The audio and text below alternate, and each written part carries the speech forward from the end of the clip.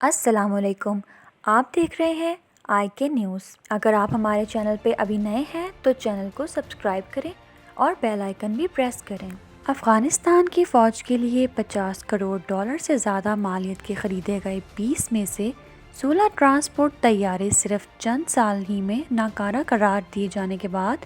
صرف $40,000 میں فروخت کر دیے گئے ہیں۔ افغانستان کی تعمیر نو کے لیے امریکہ کی طرف سے فراہم کردہ مالی امداد پر نظر رکھنے کے لیے بنائے گئے امریکی ادارے special inspector general of Afghan reconstruction کی تازہ ترین رپورٹ میں ان طیاروں کے بارے میں تحقیقات کی تفصیلات جاری کی گئی ہیں۔ یہ طیارے افغانستان کے لیے اٹلی سے خریدے گئے تھے۔ انسپکٹر جنرل کی اس رپورٹ کے مطابق امریکہ کی مالی امداد سے افغانستان کی تعمیر نو کے منصوبوں میں $4 ارب کے منصوبے تباہ و برباد ہو گئے ہیں۔ رپورٹ میں کہا گیا ہے کہ امریکی محکمہ انصاف نے مئی 2020 میں ایک اعلامیہ جاری کیا تھا جس میں کہا گیا تھا کہ G222 ایئر کرافٹ پروگرام میں جو ناکامی ہوئی ہے اس میں کسی پر فوجداری یا سول مقدمہ نہیں چلایا جائے گا۔ رپورٹ میں یہ بھی کہا گیا ہے کہ امریکی محکمہ انصاف کے نوٹیفیکیشن کی روشنی میں اس معاملے میں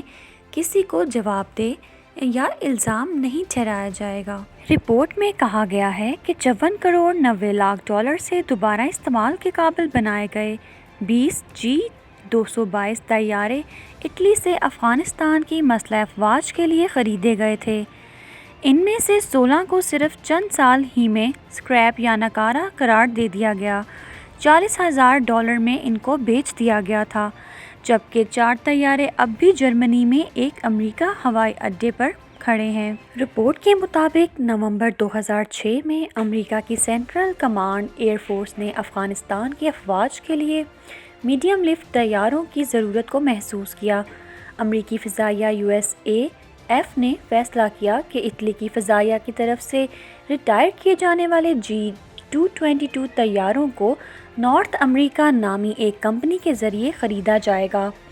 Afghanistan security forces fund ASFF کے لیے مختص کی گئی رقم کو 30 ستمبر 2008 تک خرچ کرنے کی مدت ختم ہونے سے پہلے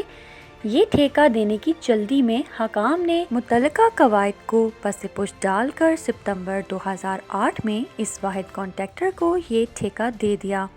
نومبر 2009 سے مارچ 2013 تک 16 طیارے کابل انٹرنیشنل ہوائی اڈے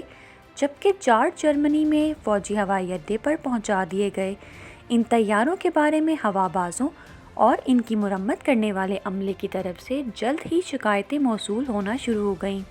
اور ایسے نقص اور خرابیاں سامنے آنے لگیں جن کی وجہ سے ان کے بارے میں سیکیورٹی خدشات بھی ظاہر کیے جانے لگے۔ ان طیاروں کی خریداری کے کانٹریکٹ میں کئی ایسی شقیں شامل تھیں جن کے تحت مذکورہ کمپنی کو طیاروں کی مکمل دیکھ بھال، مرمت، اضافی پرزہ جات اور ہوا بازوں کی تربیت میں بھی تعاون جیسی سہولیات فراہم کرنا تھیں،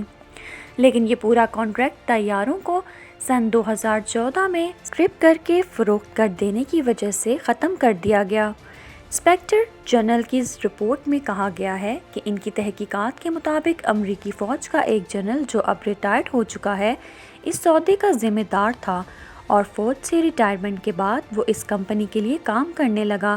جس نے یہ طیارے فروخت کیے تھے۔ $67 لاکھ کی مالیت سے جلال آباد میں افغانستان کی فوج کے علاقائی تربیتی مرکز میں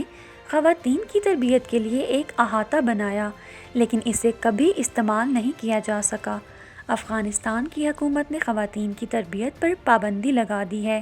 اور جب تک یہ پابندی اٹھا نہیں لی جاتی اس سہولت سے فائدہ نہیں اٹھایا جا سکتا۔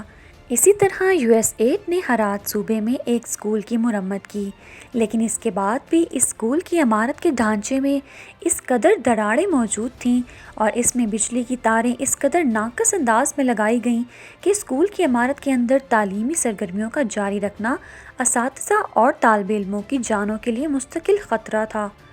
افغانستان کے صوبوں غزنی، قندھار میں موبائل فون سروس اور افغانستان میں ٹی وی اور ریڈیو کی نشریات کے لیے 72 لاکھ ڈالر سے کمیونیکیشن ٹاور لگائے گئے،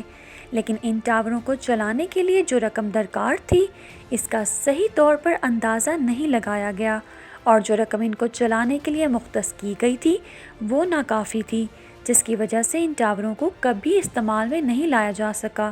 افغانستان پر امریکی فوج نے سن 2001 میں فوجی یلغار کی تھی۔ طالبان کی حکومت کو ختم کرنے میں تو فوری کامیابی حاصل کر لی،